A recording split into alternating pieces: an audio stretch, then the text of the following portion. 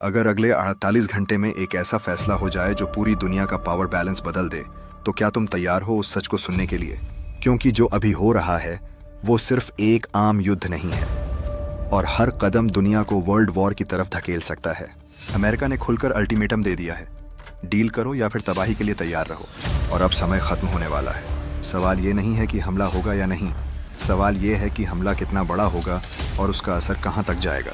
एक चीज़ आप ज़रूर बताइए, आप ये वीडियो कहाँ से देख रहे हैं? कमेंट में लिखकर ज़रूर बताइए। ईरान ने भी सीधी चेतावनी दी है, नरक के दरवाजे खुलेंगे।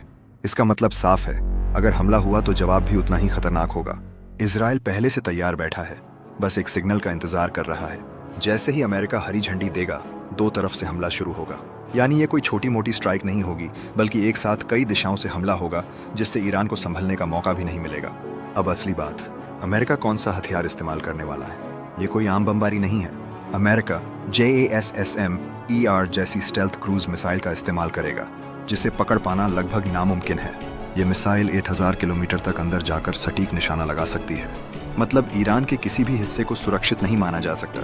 और यही इस पूरे प्लान का सबसे खतरनाक हिस्सा है, अचानक साइलेंट और सटीक हमला।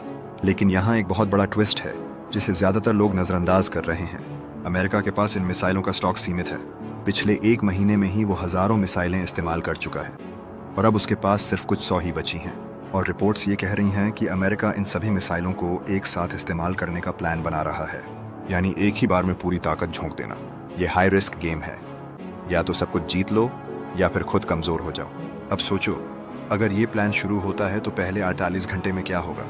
सबसे पहले आएगा शॉक फेज, जहां ईरान को समझ ही नहीं आएगा कि क्या हुआ। उसके communication system, power plant, radar सब एक साथ ठप कर दिए जाएंगे।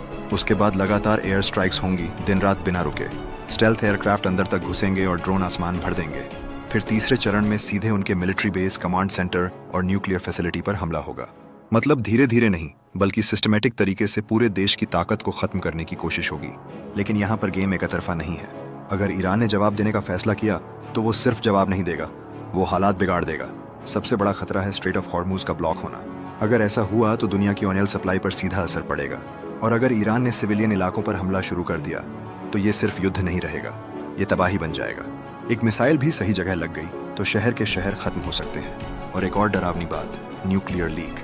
लगातार न्यूक्लियर साइट्स पर हमले हो रहे हैं। अगर वहां से रेडिएशन लीक हुआ तो ये सिर्फ ईरान या अमेरिका की समस्या नहीं रहेगी, ये पूरी दुनिया को प्रभावित करेगा। तब ये युद्ध नहीं, एक ग्लोबल डिजास्टर बन जाएगा। अब असली सवाल ये है कि ईरान के पास क्या विकल्प है। या तो वो पूरी ताकत से जवाब दे या फिर बातचीत के लिए टेबल पर आए। लेकिन बातचीत का मतलब साफ है, उसे झुकना पड़ेगा और शर्तें अमेरिका तय करेगा। दूसरी तरफ ईरान दावा कर रहा है कि उसके पास एक सरप्राइज वेपन है। अगर ये सच है तो गेम अचानक पलट भी सकता है। इस पूरे खेल में एक और बड़ा एंगल है, रूस और चीन। ये दोनों सीधे मैदान में नहीं हैं, लेकिन पर्दे के पीछे पूरा सपोर्ट दे रहे हैं। अगर अमेरिका यहाँ कमजोर होता है तो चीन ताइवान पर चाल चल सकता है और रूस यूक्रेन में और आगे बढ़ सकता है। मतलब ये एक चेन रिएक्शन बन सकता है, एक युद्ध से कई युद्ध। अब सीधी बात, अगले 48 घंटे तय करेंगे कि ये टकराव यहीं खत्म होगा या पूरी दुनिया इसमें फंस जाएगी। अगर हमला हुआ तो उसका असर सिर्फ एक देश तक सीमित नहीं रहेगा, और अगर नहीं हुआ तो इसका मतलब ये नहीं कि खतरा टल गया, बल्कि ये तूफान से पहले की शांति भी हो सकती है। अब तुम खुद सोचो, क्या ये सब सिर्फ दबाव बनाने की रणनीति है या सच में दुनिया एक बड़े युद्ध के दरवाजे पर खड़ी है? अगर ऐसी ही सीधी और असली जानकारी चाहते हैं तो चैनल को सब्सक्राइब करें और वीडियो को लाइक जरूर करें।